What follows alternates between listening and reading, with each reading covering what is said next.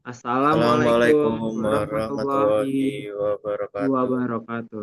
Kami dari kelompok 25 akan membahas mengenai sustainable bamboo business strategi in Mandagari, Mandalagiri, Tasikmalaya. Sebelum kami masuk ke materinya, izinkanlah kami untuk mengenalkan diri kami masing-masing. Perkenalkan, nama saya Muhammad Bintang Zoldin Romi dengan NIM 187251111. Perkenalkan, saya Muhammad Safar Mana Pramudia dengan NIM 187251112. Kita Oke, ini adalah isi yang akan kami jelaskan. Yang pertama adalah pendahuluan, lalu yang kedua metodologi analisis, yang ketiga hasil, dan keempat adalah kesimpulan dan rekomendasi.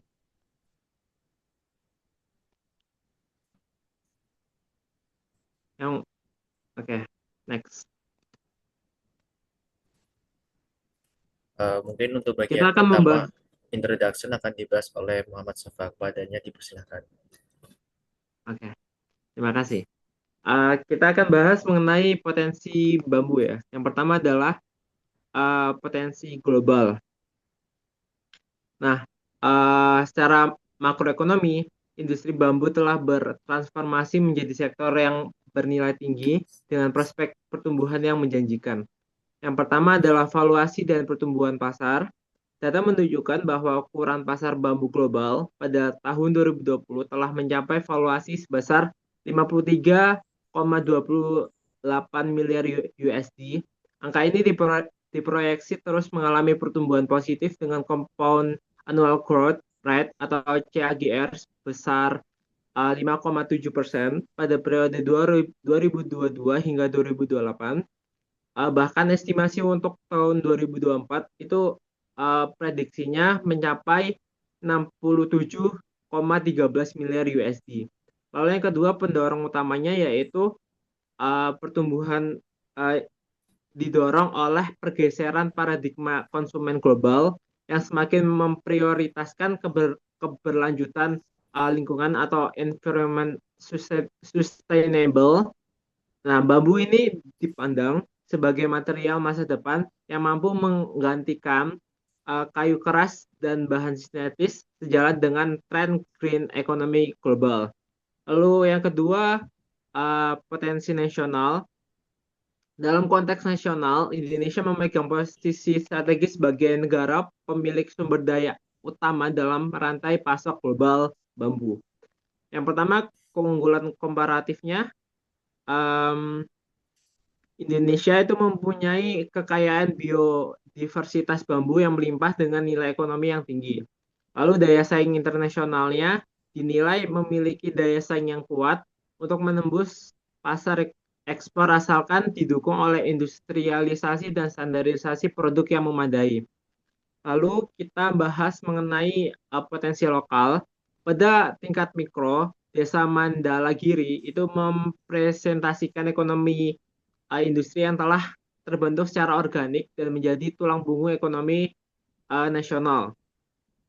Yang pertama, basis ekonomi desa. Industri kerajinan ini berfungsi sebagai penggerak utama ekonomi daerah.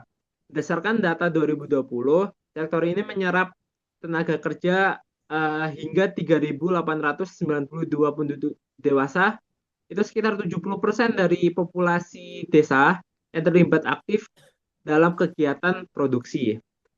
Lalu yang kedua, efisiensi rantai pasok. Nah, keunggulan lokal ini, keunggulan lokal terletak pada kedekatan geografis antar sentra produksi dengan sumber daya baku. Hal ini menciptakan efisiensi biaya logistik dan kemudahan akses material yang berkontribusi pada margin keuntungan yang menarik atau promising profit bagi para pelaku usaha lokal. Lalu yang terakhir adalah potensi produk dan tren market. Analisis terhadap produk menunjukkan adanya keselarasan antara penawaran atau supply kerajinan bambu dengan permintaan demand pasar modern. Yang pertama, proposisi value proposition. Produk bambu itu menawarkan keunggulan ganda, yaitu nilai estetika yang tinggi dan sifat ramah lingkungan atau eco-friendly. Nah, hal ini menjadikan bambu sangat relevan dengan gaya hidup modern yang mengedepankan isu kelestarian alam. Lalu yang kedua adalah peluang diversifikasi. Meskipun saat ini menghadapi tantangan dari produk substitusi sintesis seperti plastik atau logam yang lebih mudah dan awet, potensi pengembangan produk bambu melalui inovasi teknologi itu seperti pengawetan dan desain modern itu masih sangat terbuka lebar untuk menjangkau segmen pasar premium. Next.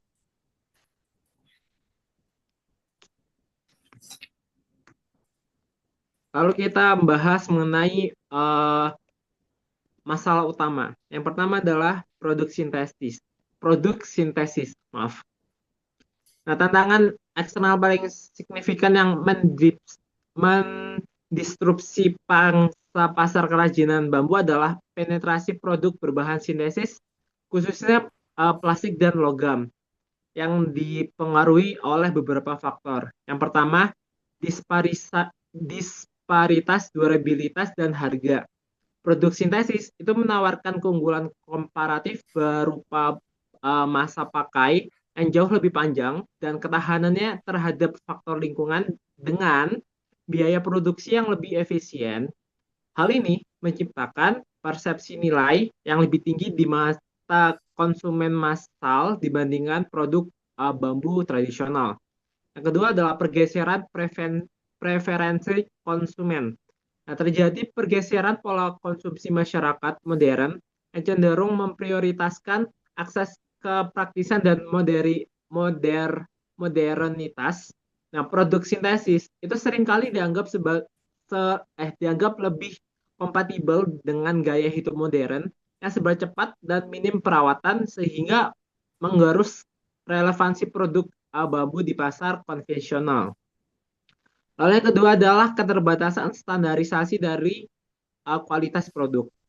Dari sisi internal, industri ini menghadapi kendala teknis terkait mutu output produk yang belum memenuhi standar industri modern. Yang pertama adalah kerentanan biologis.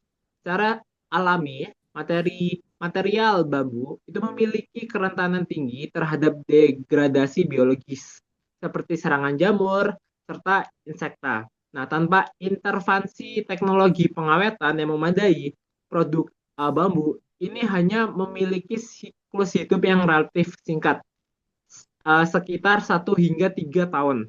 Nah, hal ini menjadikan kelemahan kompetitif utama dari produk bambu ini. Lalu yang kedua adalah kualitas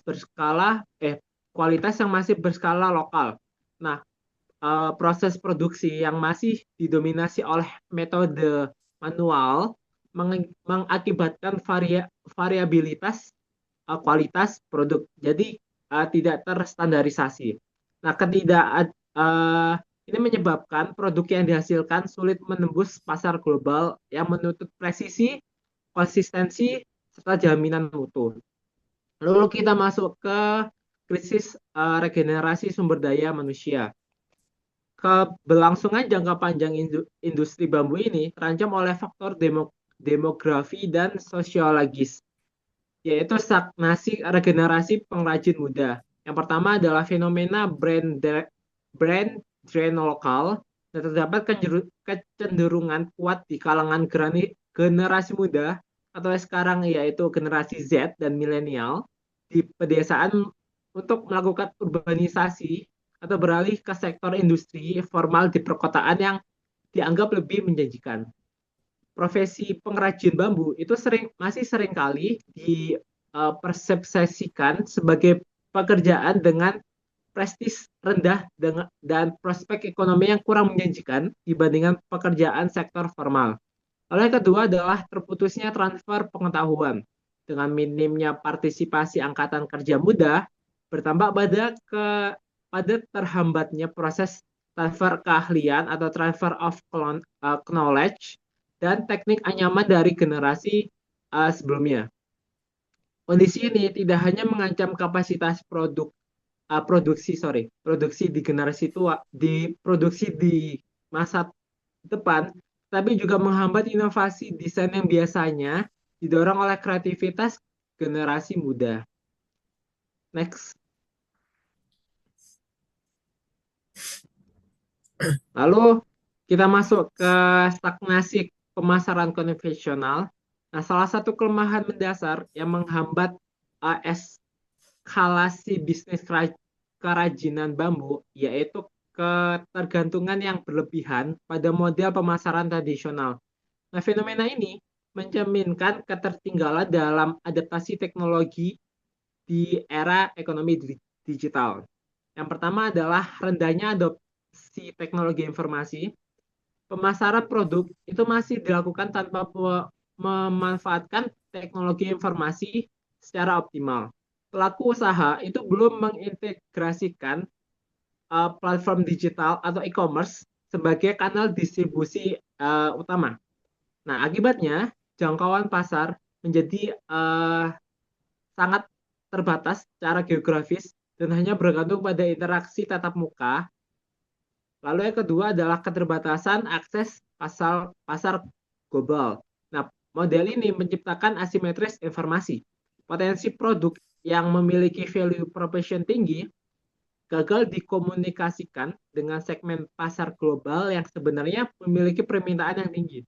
Nah, tanpa digitalisasi, produk itu sulit menembus batasan pasar internasional.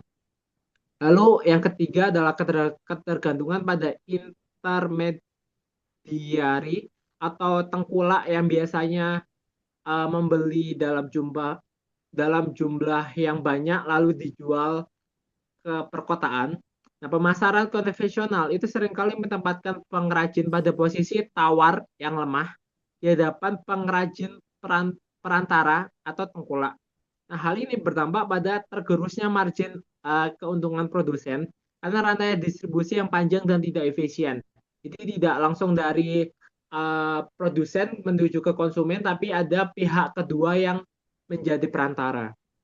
Lalu ada defisit dan ketidakpastian rantai pasokan. Nah, di sisi hulu atau upstream, keberlanjutan operasional industri ini menghadapi ancaman serius terkait ketersediaan material. Ketidakstabilan ini menciptakan risiko operasional yang tinggi bagi keberlangsungan produksi. Yang pertama adalah penurunan hasil panen. Data menunjukkan adanya tren penurunan hasil panen bambu. Nah, hal ini diidentifikasikan sebagai akibat eksploitasi SDA yang tidak disertai dengan upaya konservasi atau peremajaan yang sistematis dan berkelanjutan. Nah, penurunan kualitas ini itu secara langsung itu mengancam kapasitas produksi industri. Yang kedua adalah absennya sistem kontrak niaga. Nah, kelemahan struktural dalam rantai pasok ini juga terlihat dari ketidakadaan sistem kontrak penjualan yang mengikat antara petani bambu dan pengrajin. Transaksi berjalan secara informal dan insidental. Kondisi ini menyebabkan ketidakpastian pasokan di mana bahan baku dapat sewaktu-waktu dialihkan ke pembeli lain sehingga pengrajin tidak dapat melakukan perencanaan produksi jangka panjang. Lalu yang terakhir adalah fluktuasi kualitas dan ketersediaan. Nah, tanpa manajemen rantai pasok yang terintegrasi, industri menghadapi variabilitas kualitas bahan mentah dan kontinuitas suplai yang fluktuatif. Nah, hal ini menghambat upaya standarisasi produk akhir yang merupakan syarat mutlak untuk bersaing di pasar modern. Sekian. Strategic Analytic of the Bamboo Craft Business, Mandalagiri Village, Tasikmalaya. Berikutnya adalah Business Model Mapping atau BMC yang biasanya ada di sebuah perusahaan atau sebuah industri. Yang pertama, kita harus mengkategorikannya terlebih dahulu, yaitu customer segment, yaitu uh, segmen mana saja yang berkemungkinan untuk membeli bambu dari Tasikmalaya tersebut. Yang pertama pastinya adalah local trader sebagai penjual dan outside trader sebagai pembeli di Jakarta. Nah, kenapa pembelian di Jakarta? Karena seperti dijelaskan tadi di awal bahwasanya marketing di sini masih tradisional sehingga mayoritas hanya menjual ke kota besar dan tidak ke luar negeri atau ke kota-kota lainnya. Selanjutnya adalah value proporsional, yaitu various type of bamboo handicraft. Di sini ada disebutkan sebelumnya bahwasanya uh, di quality of product di mana hanya sedikit varietas atau tipe dari bambu yang dihasilkan sehingga uh, apa saja yang dijual juga terbatas. Berikutnya adalah channel direct sales, not yet automation digital platform, di mana hanya melakukan penjualan secara tradisional dan tidak ada digitalisasi platform untuk penjualannya. Key research-nya adalah Craftsman, Work Equipment, Capital Production, dan Infrastruktur. Key partner di sini adalah Bamboo Supplier sebagai penjual, Bank and Village Government sebagai penyedia layanan, dan kenapa di sini bank? Karena untuk membangun sebuah bisnis yang besar dibutuhkan modal yang besar pula. Nah, biasanya untuk pemodalan dilakukan oleh BPR atau bank eh, lokal lainnya yang memberikan bunga rendah dan memberikan keringanan untuk para penjual-penjual atau para uh, petani bambu dengan tingkat skala yang masih rendah. Lalu berikutnya adalah SWOT atau Strength, Weakness, Opportunity, dan Trade. Di sini bisa kita lihat bahwasanya strength daripada penjualan bambu ini adalah eco-friendly product, di mana menjadi salah satu opsi dari maraknya penggunaan plastik, lalu penggunaan barang-barang yang hanya sekali pakai, sehingga penggunaan bambu ini bisa membuat lebih ramah lingkungan istilahnya. High aesthetic dan economic value, di mana banyak orang yang sudah mendukung juga, easy access to raw material, affordable production cost, attractive profit margin. Karena bambu sendiri di Indonesia itu salah satu yang terbesar seperti disebutkan tadi, yakni a giant industry worth tens of billion of dollars that continues to grow rapidly every year due to high global demand. Global demand yang diminta itu sangat besar dan Indonesia adalah salah satu penghasil bambu terbesar di dunia. Weakness-nya di sini adalah relatively short product durability, di mana bambu hanya bertahan beberapa kali pakai saja. Nah, kurangnya inovasi ini menimbulkan kualitas yang masih minim dan permintaan yang belum terpenuhi. Dan selanjutnya adalah marketing yang tidak menggunakan industri IT, no contract sales system. Lalu opportunity berikutnya adalah global healthy lifestyle trend. Nah, sekarang sedang maraknya sebuah tren di dunia tentang ramah lingkungan atau energi terbarukan, sehingga penggunaan bambu ini bisa uh, memenuhi permintaan global sekarang. Digital digital platform for marketing, high product demand, government facility support. Nah, seharusnya pemerintah itu bisa untuk lebih mengedepankan produk-produk yang ramah lingkungan dan sedang high demand di global, sehingga untuk surat-surat lalu izin-izin yang diperlukan untuk hal tersebut bisa dipermudah dan dipersingkat. Triknya adalah cheaper and more durable synthetic suppletive product. Walaupun bambu itu sendiri mudah diakses, akan tetapi lebih banyak opsi yang lebih murah seperti plastik yang mana variannya sendiri ada banyak dan lebih murah. Declaring interest of young generation, decreasing bamboo harvest yield. Nah, semakin tahun penebangan bambu itu memang lebih banyak daripada penanaman ulangnya, sehingga walaupun kita memiliki banyak hutan, lebih banyak bambu yang masih ada di hutan, akan tetapi penanaman ulangnya masih tidak bisa mengalahkan pengambilan bambu dari hal tersebut. Stable national economic condition. Nah, dari hal tersebut kita bisa menggunakan indeks yaitu IR matrix, yaitu dengan evaluation score yaitu 2,62 atau medium kategori. Lalu sebagai positioning masih bisa dari analisis dari SWOT tersebut masih bisa kita pertahankan dan kita tingkatkan kembali, Sehingga main fokus kita adalah market penetration, di mana lebih mengedepankan market global yang sangat besar, lalu product development yang lebih bagus dengan lebih banyak R&D atau research and development yang harusnya kita lakukan agar produk-produk yang ditawarkan itu bisa menggapai permintaan pasar yang semakin besar juga. Lalu sebagai prioritas improving product quality and durability, di mana itu ada permasalahan kita untuk produk yang gampang rusak dan inovasi yang kurang memadai. Lalu yang kedua, bambu handicraft product diversification. Nah, permintaan dari global ini sangat banyak, tidak hanya seperti untuk menggantikan plastik, akan tetapi juga bisa untuk menggantikan kayu-kayu. Nah, untuk diversifikasi itu harus dilakukan agar semakin banyak produk yang dihasilkan dan semakin banyak nilai tawar yang bisa kita lakukan. Berarti ketiga, increasing sustainable protection.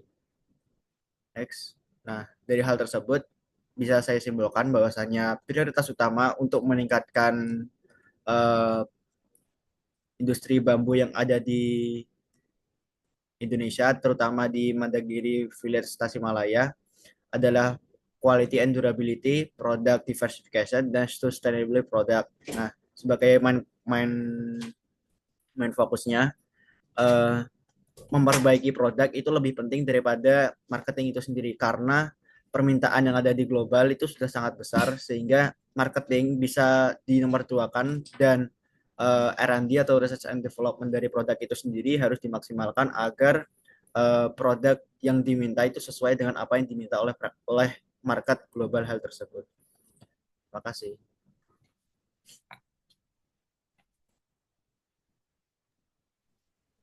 Oke, sekian dari penjelasan kami.